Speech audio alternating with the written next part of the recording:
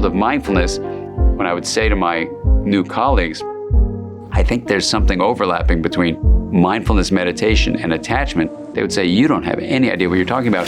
In Buddhist mindfulness meditation, we get rid of attachment. I would say, what do you mean get rid of attachment? I had no idea what they were talking about. They said, well, attachment is, the thing you get rid of. I said, why would you want to get rid of love? They go, not love, clinging. I said, oh, clinging. No, I'm talking about love. They go, what do you mean love? I said, well, there's a field called attachment research, which studies the love between a parent and a child. They go, no, I'm talking about attachment, meaning you're clinging to a pre-existing idea, you're judgmental. I said, okay, well, let's not be judgmental. Let's realize it's just a word. And I think there's an overlap between this form of attachment and mindfulness meditation. They still didn't feel comfortable. The need for attachment is biological, and we will attach to something.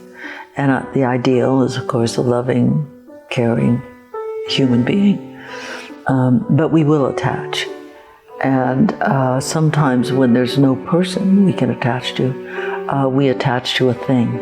Let us say that a person has a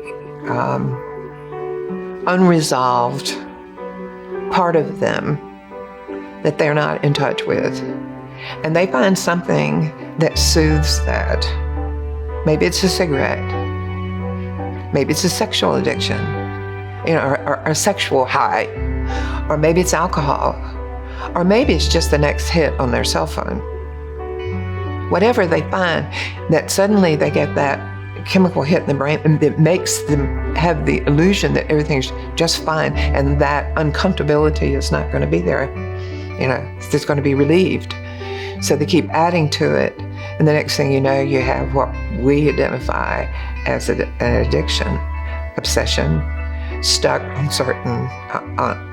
a certain idea, certain identity. Because a lot of what we're talking about here is identity, correct identity.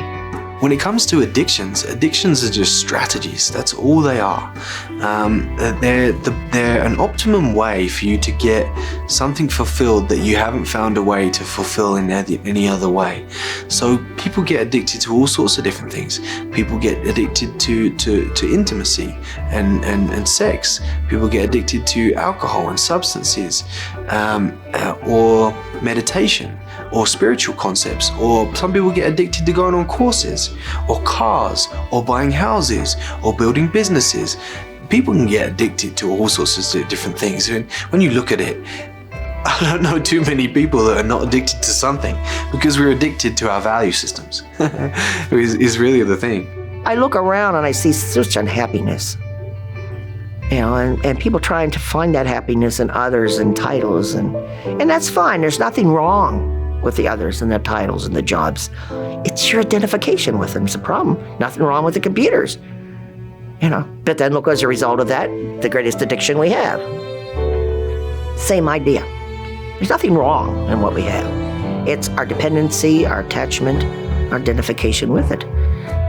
We have the freedom to use what's in life when we're not attached to it. Like I say, it's like being underwater. You can't use the water if you're under it.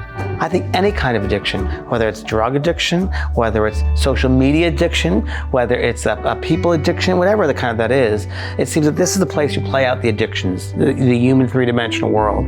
And I think that, and this is my own personal belief, that when you get yourself and you're letting your mind go to an addiction, you're getting away from your true self, your soul self.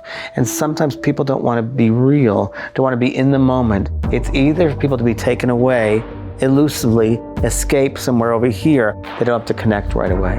I think sometimes that's what that is. That sense of fracturedness provides an opening for tremendous compassion to come through.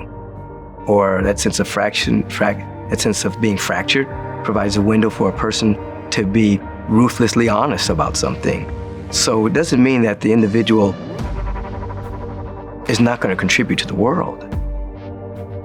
But that sense of brokenness sometimes is like riding a bicycle with the brakes on.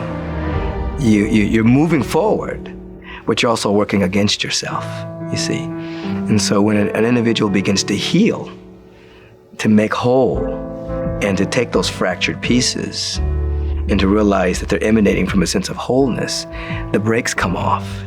And instead of being tremendously ambitious to overcome some deficit within them, they become creative, resourceful.